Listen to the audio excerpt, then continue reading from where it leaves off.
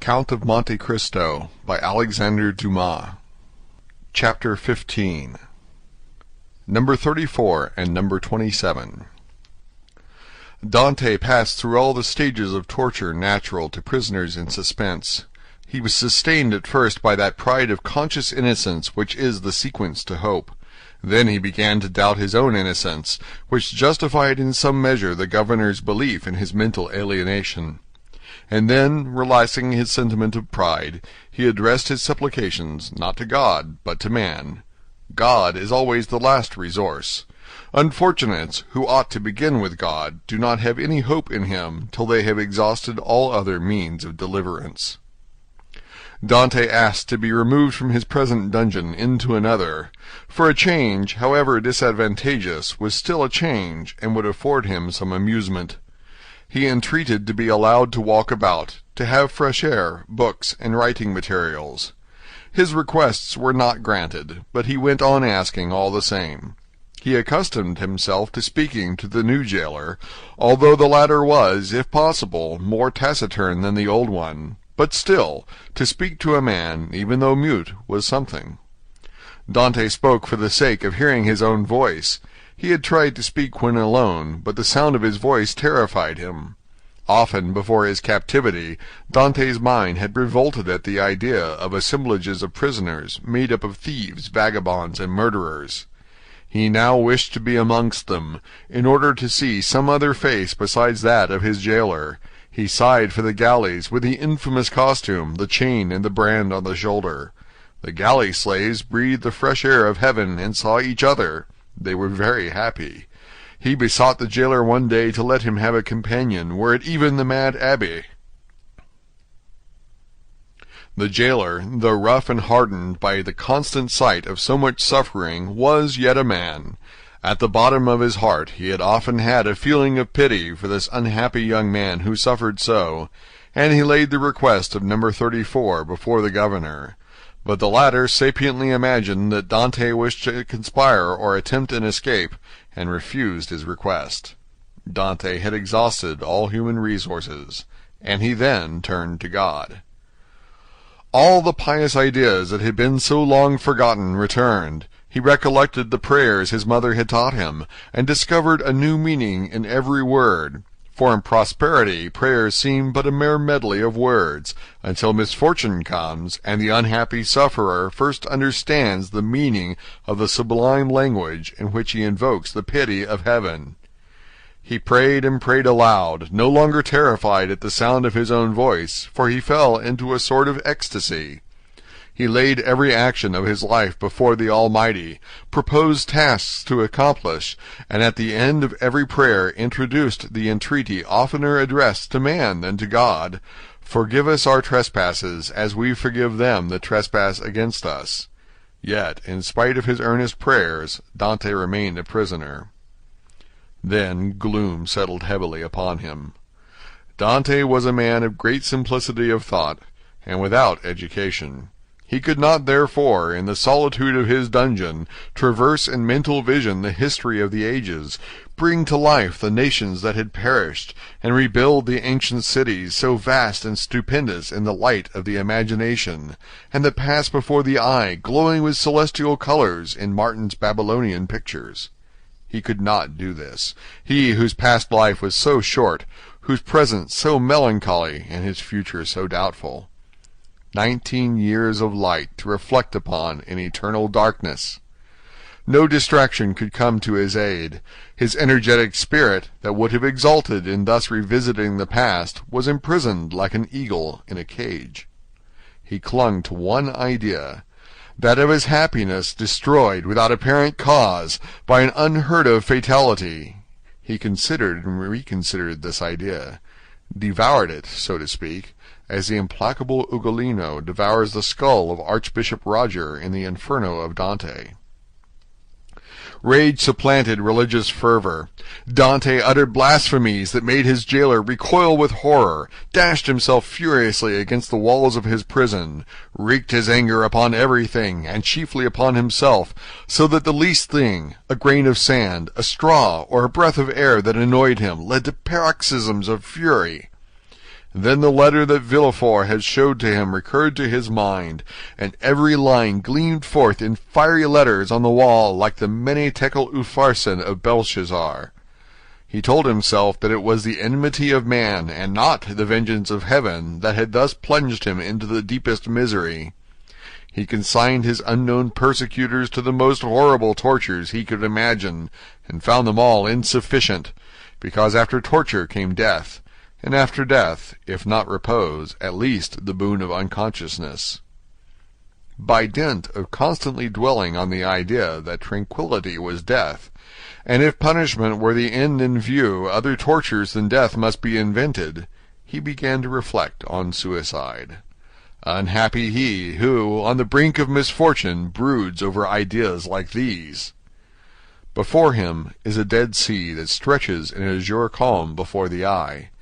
But he who unwarily ventures within its embrace finds himself struggling with a monster that would drag him down to perdition. Once thus ensnared, unless the protecting hand of God snatch him thence, all is over, and his struggles but tend to hasten his destruction. This state of mental anguish is, however, less terrible than the sufferings that precede or the punishment that possibly will follow. There is a sort of consolation at the contemplation of the yawning abyss, at the bottom of which lie darkness and obscurity. Edmund found some solace in these ideas. All his sorrows, all his sufferings, with their train of gloomy spectres, fled from his cell when the angel of death seemed about to enter. Dante reviewed his past life with composure, and, looking forward with terror to his future existence, chose that middle line that seemed to afford him a refuge.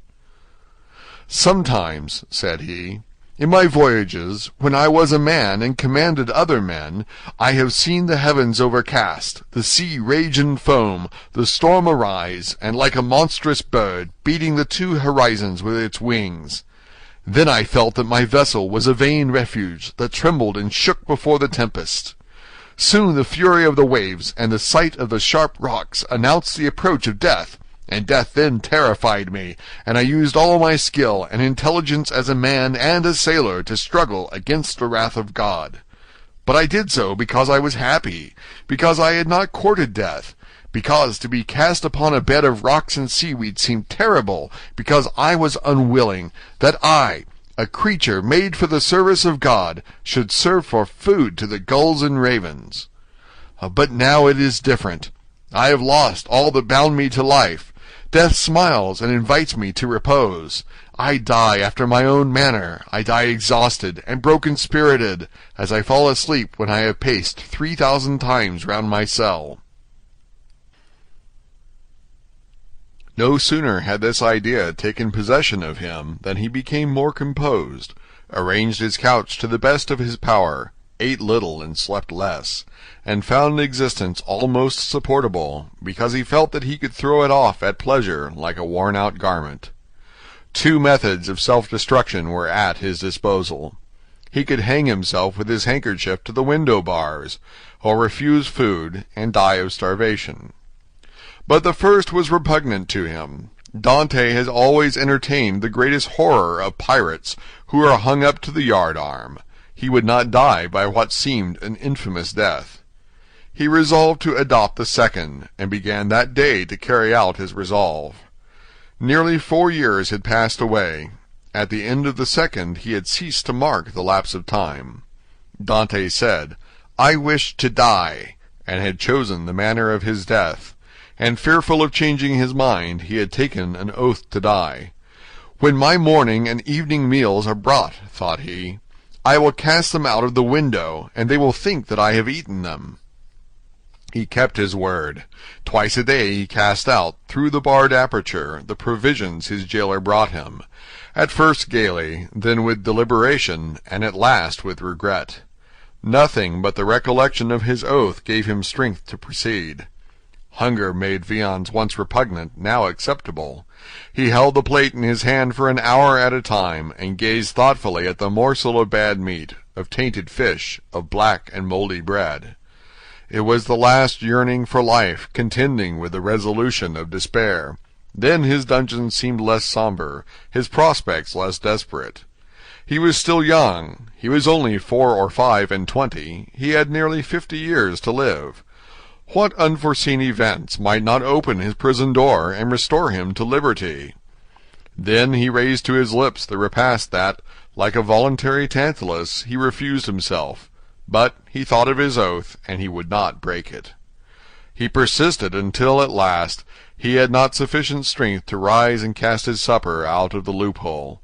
The next morning he could not see or hear. The jailer feared he was dangerously ill. Edmund hoped he was dying. Thus the day passed away. Edmund felt a sort of stupor creeping over him, which brought with it a feeling almost of content. The gnawing pain at his stomach had ceased. His thirst had abated. When he closed his eyes he saw myriads of lights dancing before them like the will-o'-the-wisps that play about the marshes. It was the twilight of that mysterious country called death. Suddenly, about 9 o'clock in the evening, Edmund heard a hollow sound in the wall against which he was lying. So many loathsome animals inhabited the prison that their noise did not, in general, awake him. But whether abstinence had quickened his faculties, or whether the noise was really louder than usual, Edmund raised his head and listened. It was a continual scratching, as if made by a huge claw, a powerful tooth, or some iron instrument attacking the stones. Although weakened, the young man's brain instantly responded to the idea that haunts all prisoners, liberty. It seemed to him that heaven had at length taken pity on him, and had sent this noise to warn him on the very brink of the abyss. Perhaps one of those beloved ones he had so often thought of was thinking of him, and striving to diminish the distance that separated them. No, doubtless he was deceived, and it was but one of those dreams that forerun death. Edmund still heard the sound. It lasted nearly 3 hours. He then heard a noise of something falling, and all was silent. Some hours afterwards it began again, nearer and more distinct. Edmund was intensely interested. Suddenly the jailer entered. For a week since he had resolved to die, and during the 4 days that he had been carrying out his purpose, Edmund had not spoken to the attendant, had not answered him when he inquired what was the matter with him, and turned his face to the wall when he looked too curiously at him. But now the jailer might hear the noise and put an end to it, and so destroy a ray of something like hope that soothed his last moments. The jailer brought him his breakfast. Dante raised himself up and began to talk about everything, about the bad quality of the food, about the coldness of his dungeon, grumbling and complaining in order to have an excuse for speaking louder, and wearying the patience of his jailer, who out of kindness of heart had brought broth and white bread for his prisoner. Fortunately, he fancied that Dante was delirious, and placing the food on the rickety table he withdrew. Edmund listened, and the sound became more and more distinct. "There can be no doubt about it," thought he. "It is some prisoner who is striving to obtain his freedom. Oh, if I were only there to help him!" Suddenly another idea took possession of his mind, so used to misfortune that it was scarcely capable of hope. The idea that the noise was made by workmen the governor had ordered to repair the neighboring dungeon. It was easy to ascertain this, but how could he risk the question? It was easy to call his jailer's attention to the noise, and watch his countenance as he listened, but might he not by this means destroy hopes far more important than the short-lived satisfaction of his own curiosity? Unfortunately, Edmund's brain was still so feeble that he could not bend his thoughts to anything in particular. He saw but one means of restoring lucidity and clearness to his judgment. He turned his eyes towards the soup which the jailer had brought, rose, staggered towards it, raised the vessel to his lips, and drank off the contents with a feeling of indescribable pleasure. He had often heard that shipwrecked persons had died through having eagerly devoured too much food. Edmund replaced on the table the bread he was about to devour, and returned to his couch. He did not wish to die. He soon felt that his ideas became again collected. He could think, and strengthen his thoughts by reasoning. Then he said to himself, I must put this to the test, but without compromising anybody. If it is a workman, I need but knock against the wall, and he will cease to work, in order to find out who is knocking and why he does so.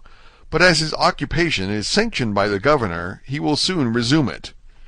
If, on the contrary, it is a prisoner, the noise I make will alarm him. He will cease, and not begin again until he thinks every one is asleep." Edmund rose again, but this time his legs did not tremble, and his sight was clear. He went to a corner of his dungeon, detached a stone, and with it knocked against the wall where the sound came. He struck thrice. At the first blow the sound ceased, as if by magic. Edmund listened intently. An hour passed, 2 hours passed, and no sound was heard from the wall. All was silent there. Full of hope, Edmund swallowed a few mouthfuls of bread and water, and, thanks to the vigor of his constitution, found himself well nigh recovered. The day passed away in utter silence. Night came without recurrence of the noise. "It is a prisoner," said Edmund joyfully. The night passed in perfect silence. Edmund did not close his eyes. In the morning the jailer brought him fresh provisions. He had already devoured those of the previous day. He ate these, listening anxiously for the sound, walking round and round his cell, shaking the iron bars of the loophole, restoring vigor and agility to his limbs by exercise, and so preparing himself for his future destiny. At intervals he listened to learn if the noise had not begun again, and grew impatient at the prudence of the prisoner, who did not guess he had been disturbed by a captive as anxious for liberty as himself. 3 days passed, 72 long, tedious hours, which he counted off by minutes. At length, one evening, as the jailer was visiting him for the last time that night, Dante, with his ear for the 100th time at the wall, fancied he heard an almost imperceptible movement among the stones. He moved away, walked up and down his cell to collect his thoughts, and then went back and listened. The matter was no longer doubtful. Something was at work on the other side of the wall. The prisoner had discovered the danger, and had substituted a lever for a chisel. Encouraged by this discovery, Edmund determined to assist the indefatigable laborer. He began by moving his bed, and looked around for anything with which he could pierce the wall, penetrate the moist cement, and displace a stone. He saw nothing.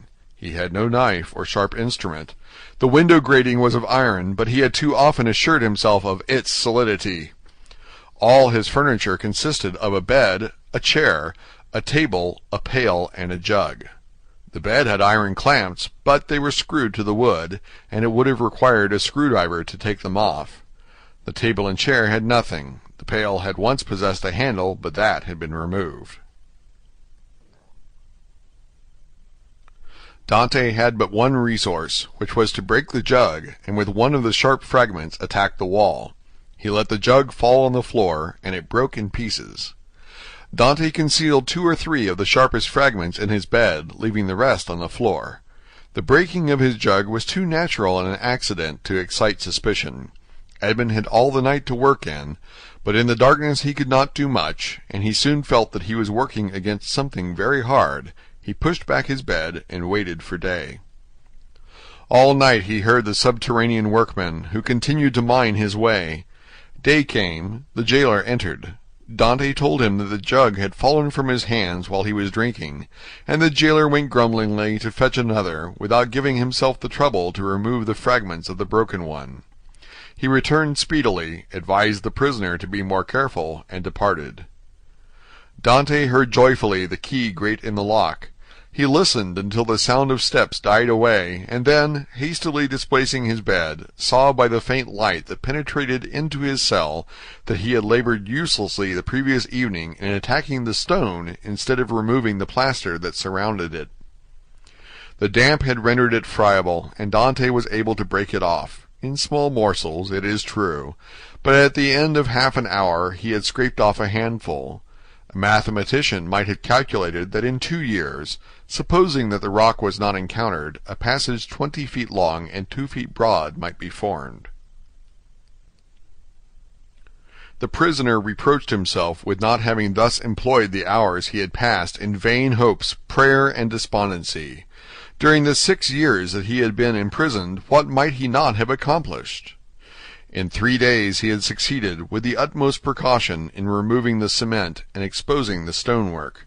The wall was built of rough stones, among which, to give strength to the structure, blocks of hewn stone were at intervals embedded. It was one of these he had uncovered, and which he must remove from its socket. Dante strove to do this with his nails, but they were too weak. The fragments of the jug broke, and after an hour of useless toil he paused. Was he to be thus stopped at the beginning, and was he to wait inactive until his fellow workman had completed his task? Suddenly an idea occurred to him. He smiled, and the perspiration dried on his forehead. The jailer always brought Dante's soup in an iron saucepan. This saucepan contained soup for both prisoners, for Dante had noticed that it was either quite full or half empty, according as the turnkey gave it to him or to his companion first. The handle of the saucepan was of iron. Dante would have given 10 years of his life in exchange for it. The jailer was accustomed to pour the contents of the saucepan into Dante's plate, and Dante, after eating his soup with a wooden spoon, washed the plate, which thus served for every day. Now, when evening came, Dante put his plate on the ground near the door. The jailer, as he entered, stepped on it and broke it. This time he could not blame Dante. He was wrong to leave it there, but the jailer was wrong not to have looked before him. The jailer therefore only grumbled. Then he looked about for something to pour the soup into. Dante's entire dinner service consisted of one plate. There was no alternative. "Leave the saucepan," said Dante. "You can take it away when you bring me my breakfast." This advice was to the jailer's taste, as it spared him the necessity of making another trip. He left the saucepan. Dante was beside himself with joy. He rapidly devoured his food, and after waiting an hour, lest the jailer should change his mind and return, he removed his bed, took the handle of the saucepan, inserted the point between the hewn stone and rough stones of the wall, and employed it as a lever. A slight oscillation showed Dante that all went well. At the end of an hour the stone was extricated from the wall, leaving a cavity 1.5 feet in diameter. Dante carefully collected the plaster, carried it into the corner of his cell, and covered it with earth. Then, wishing to make the best use of his time while he had the means of labor, he continued to work without ceasing. At the dawn of day he replaced the stone, pushed his bed against the wall, and lay down. The breakfast consisted of a piece of bread. The jailer entered and placed the bread on the table. "Well, don't you intend to bring me another plate?" said Dante.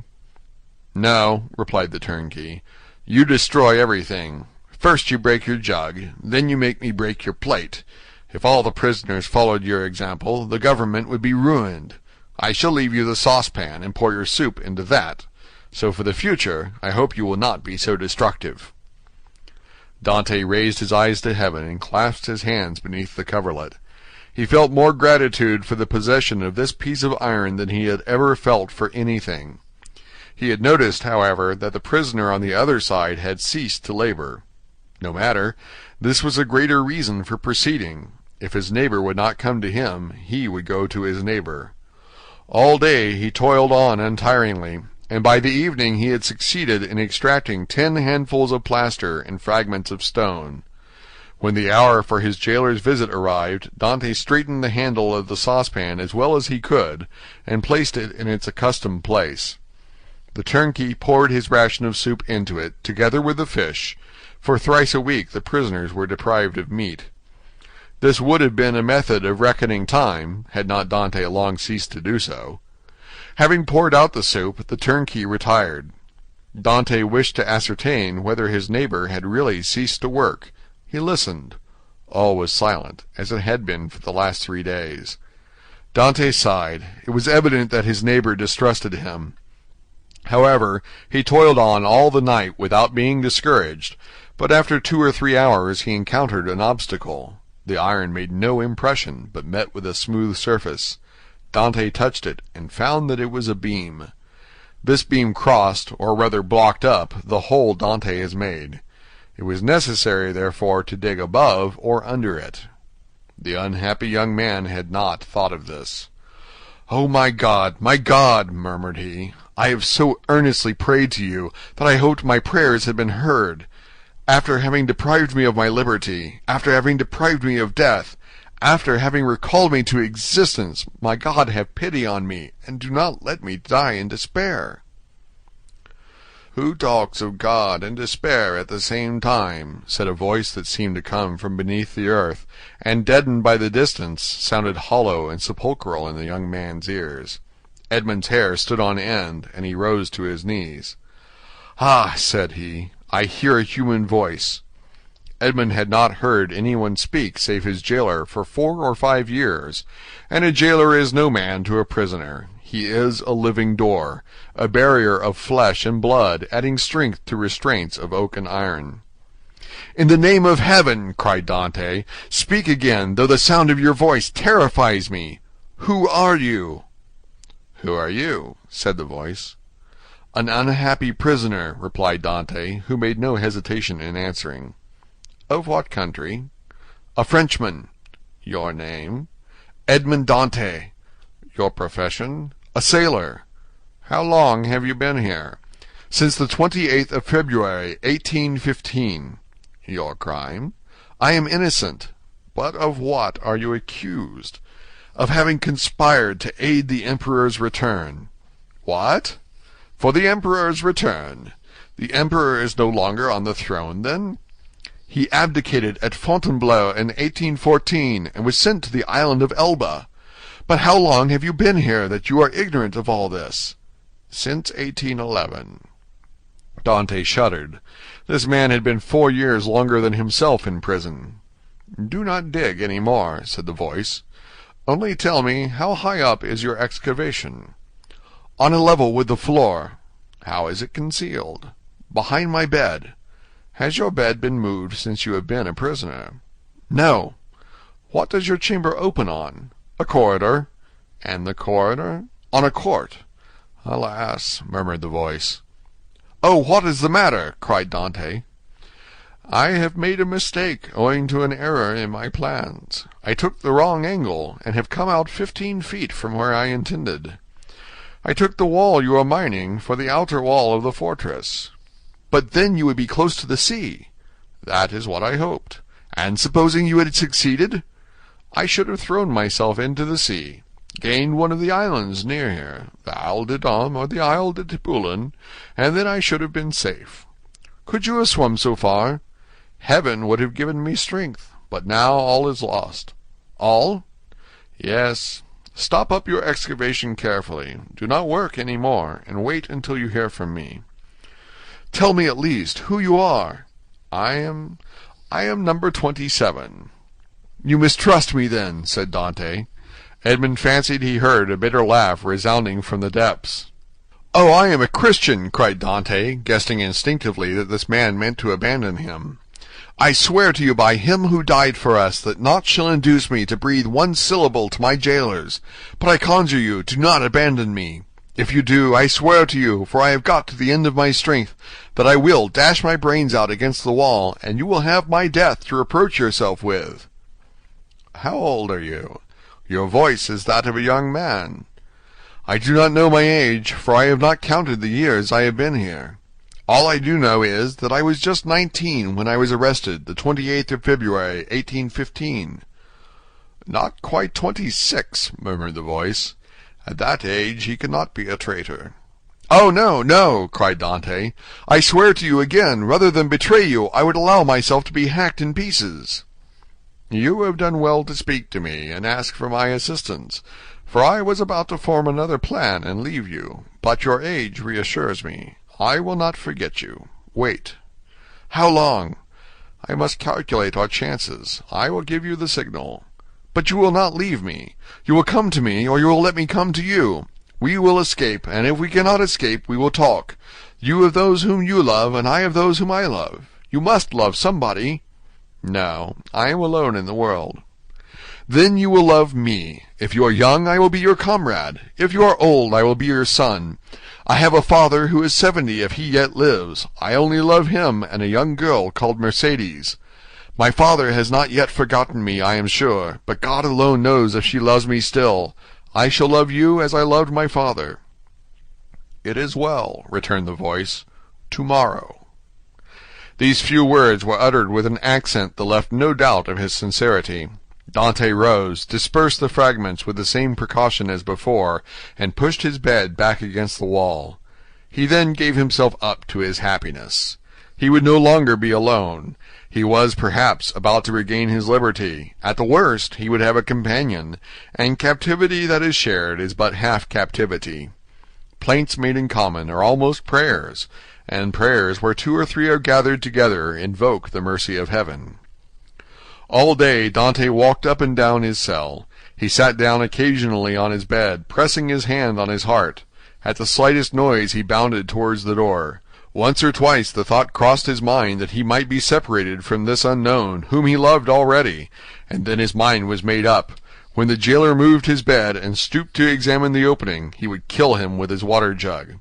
He would be condemned to die, but he was about to die of grief and despair when this miraculous noise recalled him to life. The jailer came in the evening. Dante was on his bed. It seemed to him that thus he better guarded the unfinished opening. Doubtless there was a strange expression in his eyes, for the jailer said, "Come, are you going mad again?" Dante did not answer. He feared that the emotion of his voice would betray him. The jailer went away, shaking his head. Night came. Dante hoped that his neighbor would profit by the silence to address him, but he was mistaken. The next morning, however, just as he removed his bed from the wall, he heard 3 knocks. He threw himself on his knees. "Is it you?" said he. "I am here." "Is your jailer gone?" "Yes," said Dante. "He will not return until the evening, so that we have 12 hours before us." "I can work, then," said the voice.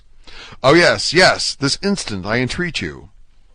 In a moment that part of the floor on which Dante was resting his 2 hands, as he knelt with his head in the opening, suddenly gave way. He drew back smartly, while a mass of stones and earth disappeared in a hole that opened beneath the aperture he himself had formed. Then from the bottom of this passage, the depth of which it was impossible to measure, he saw appear, first the head, then the shoulders, and lastly the body of a man who sprang lightly into his cell. End of chapter 15.